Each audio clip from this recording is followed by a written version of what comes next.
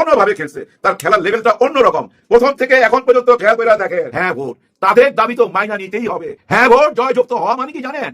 Total একটা নেটওয়ার্কের মধ্যে ঢুকে যাওয়া, চারিদিকেই জাল বিছানো, কোনো দিকেই যাইতে পারবেন না, শুধু সামনেই যাইতে হবে। সবচেয়ে বড় আপনাদের জন্য সারপ্রাইজ হলো আজকে ডক্টর মোহাম্মদ ইউনূস স্যার কৃতজ্ঞতা প্রকাশ করেছেন জামাতের আমির ডক্টর শফিকুর রহমানের কাছে। প্রিয় জামাত এনসিপির ভাইরা বোনেরা, আপনাদের জন্য একটা সুখবর হচ্ছে, বিএনপি অলরেডি পিছু হতে বাধ্য হচ্ছে। পরিস্থিতি স্বাভাবিক হয়ে যাবে ইনশাআল্লাহ। আপনাদের উপর যে জুলুম শুরু করেছে, হত্যা থেকে শুরু করে ভয়ানক যে বর্বর নির্যাতন শুরু করেছে বিএনপি সন্ত্রাসীরা, এটা তারেক রহমান তার গদি টিকিয়ে রাখতে হলে এটা দমন করতে বাধ্য হবে।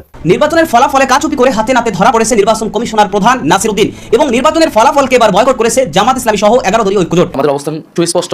এই নির্বাচনে সুস্পষ্টভাবে ফলাফলের একটা পর্যায় পর্যন্ত সুষ্ঠুভাবে হয়েছিল, আমরা সেটাকে স্বাগত জানিয়েছিলাম। বাংলাদেশ খেলাফত মজলিসের আমির আল্লামা মামুনুল হক ঢাকা 13 সেই আসন, ঢাকা 8 আসন, কয়েকটা আসনকে টার্গেট করে সেটার ফলাফল পরিবর্তন করে দেওয়া হয়েছে।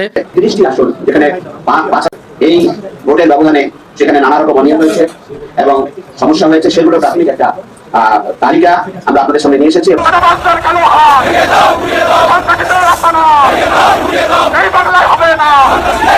গতকালকে হাতিয়াতে আমাদের সেখানকার প্রার্থীকে শাপলাগলিতে ভোট দেওয়ার কারণে 3 সন্তানের জননীকে সেখানে গণধর্ষণ করা হলো। ইনফরমেশন তারা দিচ্ছে।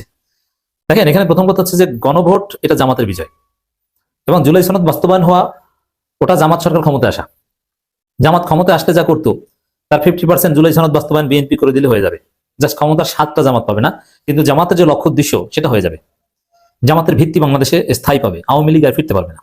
জুলাই সনদ বাস্তবায়ন হওয়া মানে আওয়ামী লীগ আজীবন নিষিদ্ধ হয়ে যাওয়া। জুলাই সনদ বাস্তবায়ন মানে 72 সংবিধানও নাই হয়ে যাওয়া। নতুন সংবিধান, নতুন বাংলাদেশ, নতুন অধ্যায়, শুভ সূচনা, যেটা বাংলাদেশের জামাতের জন্য একদম সেফ জোন। আওয়ামী লীগ আমল জামাতের জন্য সেফ জোন ছিল না, বিএনপির জন্য সেফ জোন ছিল না, কারণ বিএনপিকেও নানান কথাবার্তা শুনতে হয়েছে, জিয়াউর রহমান অবৈধ শাসক, অনেক কিছু শুনতে হয়েছে। এখন ওই অধ্যায়টাই শেষ, এখন নতুন অধ্যায়, নতুন বাংলাদেশ, নতুন সংবিধান। আপনারা জানেন যে এই যারা সংসদ সদস্য নির্বাচিত হয়েছে তারা 2টা শপথ নেবে, একটা সংবিধান সংস্কার পরিষদের সদস্য হিসেবে আর একটা নিয়মিত পার্লামেন্ট সদস্য হিসেবে। সেখানে এই সংবিধান সংস্কার পরিষদ সংস্কার করে ওটা নতুন সংবিধান বানাবে, কারণ সংবিধানের মূলনীতি সংস্কার করা যায় না, সংশোধনও করা যায় না, এটা আদালতের রায়। সংবিধানের মূলনীতি এটা অপরিবর্তনীয়। এখন আপনি মূলনীতি পরিবর্তন করে দিচ্ছেন, মানে আপনি নতুন সংবিধান করছেন। এটা জামাতের জন্য ক্ষমতা আসলেও এটা জামাত পারত কিনা বা নানান প্রশ্ন উঠতো, বাধা আসতো, কিন্তু বিএনপি সরকার হাত ধরেই এটা হবে এবং এটার কনফার্মেশন আমরাও পেয়েছি। একটু তালবাহানা করতে পারে, কিন্তু বাস্তবে তারা এটা করবে। তো দর্শক দেখেন, এনসিপির একমাত্র অস্তিত্ব জুলাই বেঁচে থাকার মধ্য দিয়ে।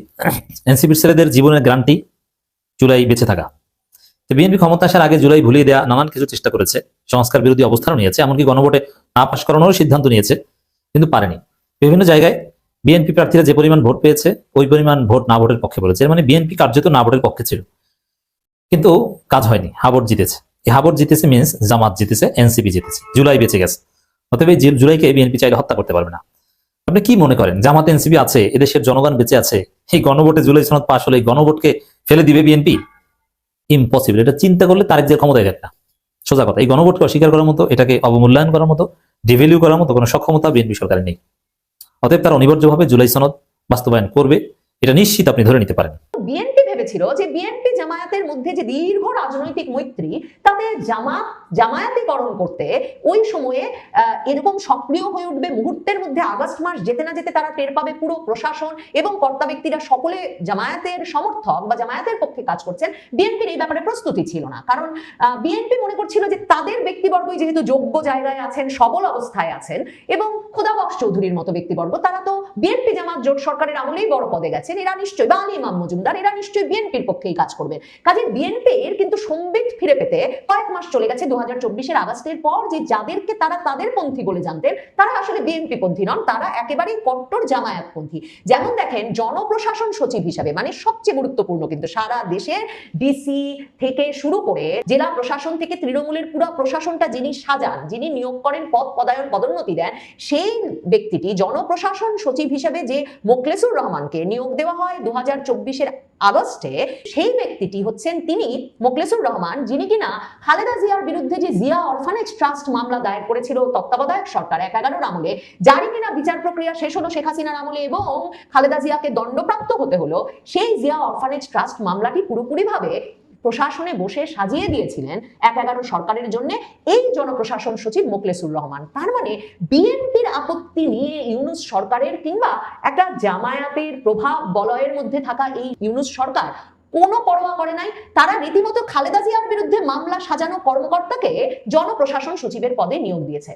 কেন খোদাবক্স চৌধুরীর শুধুমাত্র পদত্যাগ করলেন না, তিনি বিদেশেও চলে গেলেন? বা কেন এই ইউনূস সরকারের অনেক উপদেষ্টা, চুক্তিভিত্তিক নিয়োগপ্রাপ্ত কর্মকর্তা বা এখন প্রশাসনের দোর্দণ্ড প্রতাপে প্রভাব খাটিয়ে যাওয়া কর্মকর্তাদের অনেকে আসলে শুধুমাত্র পদত্যাগ নয়, দেশত্যাগ করবেন? তার কারণ বিএনপি কিন্তু সে সময়ে জনপ্রশাসন সচিব থাকা অবস্থায় ইউনূস সরকারের ওই মোখলেসুর রহমান সহ দুদকের আরো সাবেক ৩ চেয়ারম্যানের নামে মামলা করে যে তারা দলটির চেয়ারপারসন খালেদা জিয়া, ভারপ্রাপ্ত চেয়ারম্যান তারেক রহমানের নামে মিথ্যা অভিযোগ সৃষ্টি করে মামলা দিয়েছিল সেই অভিযোগে। তার মানে 2025 সালের মে মাসে কিন্তু মামলা করে ওই ইউনূস সরকারের আমলের জনপ্রশাসন সচিবের বিচার করার ব্যবস্থা করে রেখেছে বিএনপি এরই মধ্যে। এরপর